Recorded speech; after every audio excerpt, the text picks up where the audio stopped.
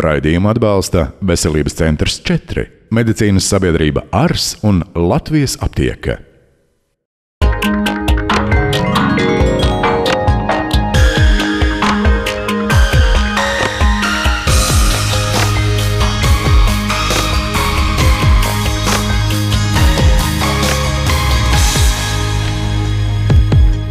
Ilgstošs stress, neapmierinātība ar dzīvi, nepatika pret savu darbu un daudz citi faktori, kas mūs nomāca ikdienā, var izraisīt vienu no mīklainākajām un šobrīd populārākajām kaitēm – veģetatīvo distoniju. Kas tā ir un kā ar to cīnīties, atklāsim raidījuma gaitā.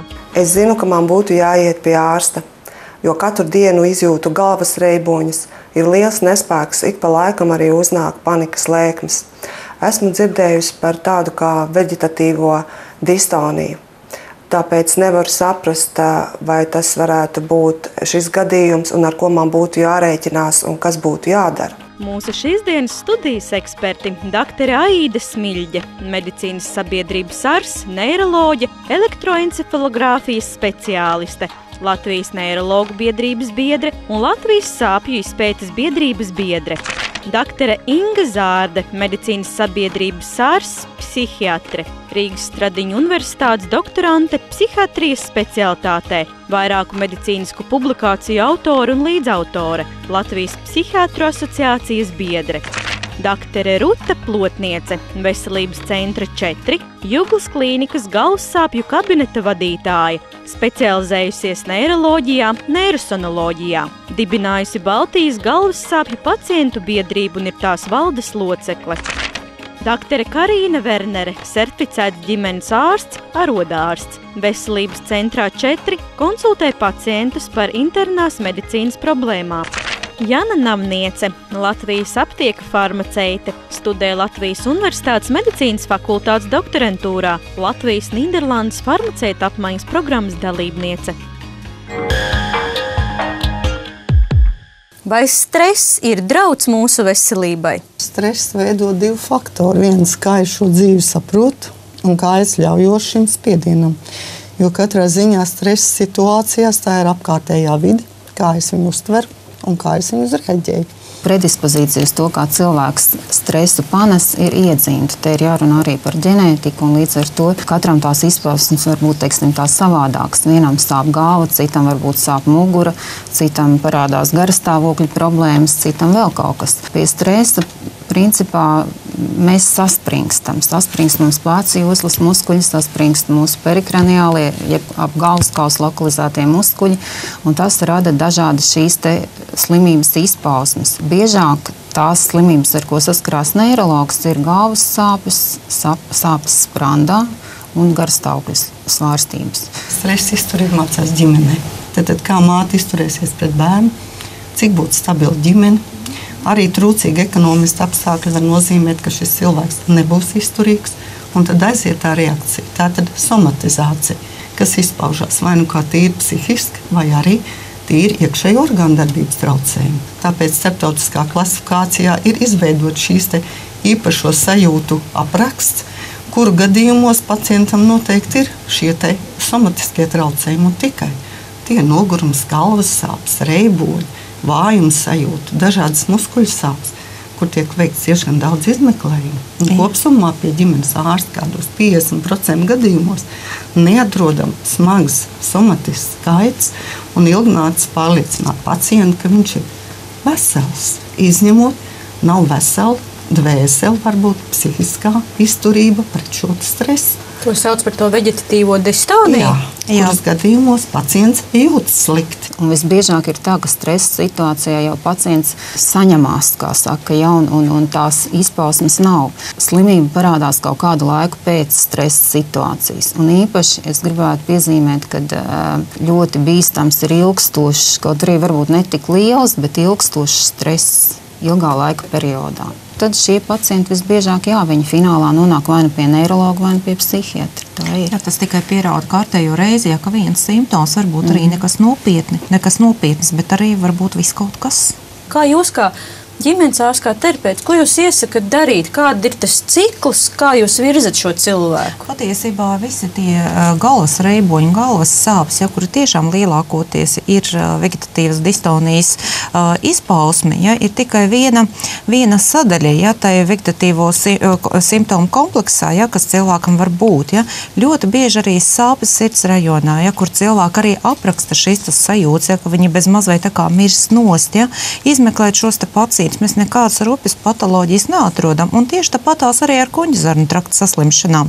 Tā kā tā ir slimība ar ļoti, ļoti daudzām sejām. Sākot ar neiroloģiskām, beidzot ar kardioloģiskām, gastroenteroloģiskām un tā tālāk. Bet, lai cilvēki vismaz kaut ko no šīs te raidījuma saprastu, es vienkārši gribu viņus modināt, ticēt tam, ko saka doktors, un jau izmeklēšana nekādas problēmas neuzrāda, ka cilvēks tiešām fiziski ir vesels, tad tiem radītājiem ir jātic. Un kādus tad izmeklējumus parasti veids? Tā kā tā vegetatīvā distonija, tā ir izslēgšanas diagnoze. Pie tās mēs nonākam tikai tad, ja mēs to cilvēku esam pārbaudījuši un tiešām nekādi dzīvībai bīstamas situācijas viņam neesam konstatējuši, jo viņš ir fiziski vesels.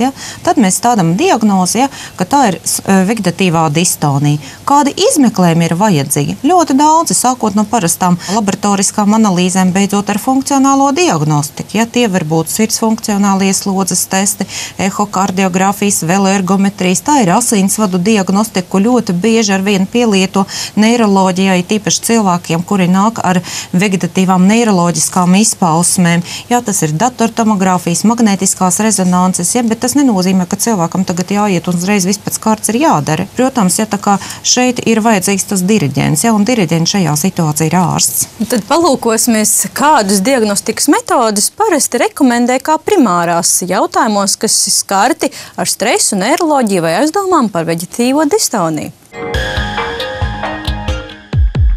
Tā kā veģetatīvās distonijas gadījumā ir virkne dažādu simptomu, pacientiem tiek rekomendēti sekojoši izmeklējumi. Magnētiskā rezonanse, reizēm ar angiogrāfiju, galvas smadzeņu datortomogrāfija, savukārt gadījumos, kad pacients sūdzas par pēkšņām liekveidīgām sūdzībām, kā pēkšņas galvas sāpes, reiboņi, pacientiem tiek rekomendēts elektroencefalogrāfijas izmeklējums. Pamata tests EEG ir tomēr epilepsija. Un arī epilepsijai pielīdzināti sindromi, bet arī jebkura cita veida liekveidīgi stāvokļi. Vai tie ir galvas reiboņi, vai tās ir galvas sāpes, vai tās ir kaut kādas uzbudinājuma lēkmes, vai tie ir miega traucējumi. Bez tam arī tās varētu būt stāvokļi pēc galvas traumām, pēc insultiem vai dažāda cita veida nervu sistēmas saslimšanām, jo elektroencefalogramma palīdz precizēt, diagnosticēt nervu saslimšanas. Pie galvas ar želejas palīdzību tiek piestiprināti sensorie elektrodi. Savukārt elektrodi ir savienoti ar datoru, un, kad sākās pieraksts, šie biopotenciāli reģistrējas tādu viļņotu līkņu veidā. Tas palīdz kontrolēt slimības gaitu un terapijas efektivitāti. Gadījumos, kad cilvēkam ir paaugstināts holesterīna līmenis, tiek rekomendēts Doppler ultrasonoskopija kakla un galvas smadzeņu asinsvadiem. Kādam nolūkam būtībā ir šis aparāts? Protams, pirmām kārtām tas ir asinsvadu stenozes, respektīvi pārsvarā aterosklerotiskie procesi. Tas nozīmē, ka cilvēkam ar gadiem uz asinsvadu sieniņām izgūsnējās holesterīns, izgūsnējās kaļķis un rodās tā saucamās aterosklerotiskās pangas. Un šīs te pangas nobloķē asinsvadus un traucē asinsritei. Kā jau jebkura hroniska slimība, teiksim, rudens, pavasaris ir tas laiks, kad jebkura hroniska slimība pāsinās. Un, protams, ka cilvēkiem ar asinsvadu problēmām ir galvas sāpes, ir spiediena svārstības un ir dažādas sūdzības. Izmeklējuma laikā galvas asinsvados var redzēt arī asinsvadu anatomiskās izmaiņas, kā piemēram asinsvadu izspīlējums. Tāpat ar Doppler ultrasonoskopijas palīdzību var veikt vertebrālo artēriju izmeklējumus. Pacientiem ļoti bieži ir sūdzības par reiboņiem, par dažādiem trokšņiem ausīs, sīkšanām un tā tālāk. Un tādā gadījumā šī te vertebrālā arterija var būt iesaistīta tajā procesā. Un tad ir tādas netiešas norādes, kas mums šajā aparātā parāda, ka iespējams, teiksim, tur, piemēram, starp 5. un 6. skriemeli vai starp 2. un 3. ir kaut kādas, teiksim, izmaiņas, kas varētu dot reaktīvu to asinsvadu reakciju. Sekundāru. Visiem pacientiem, kuriem ir augstāks holesterīns, kuriem ir kaut kādas sirds asinsvadu slimības, stenokardijas un tā tālāk, viņiem ir jāskatās arī kakla asinsvadu. Jo asinsrites sistēma viņa jau nav izolēta. Un ja kaut kur ir problēmas, teiksim, sirds asinsvados, koronārajos, tad visdrīzāk, ka problēmas būs arī kakla asinsvados. Un tāpatās kā sirdī cilvēkam notiek infarkts, tā galvā var notikt insults. Un līdz ar to, protams, ka tas izmeklējums ir jāveic arī neskatoties uz to, ja sūdzība, piemēram, nav.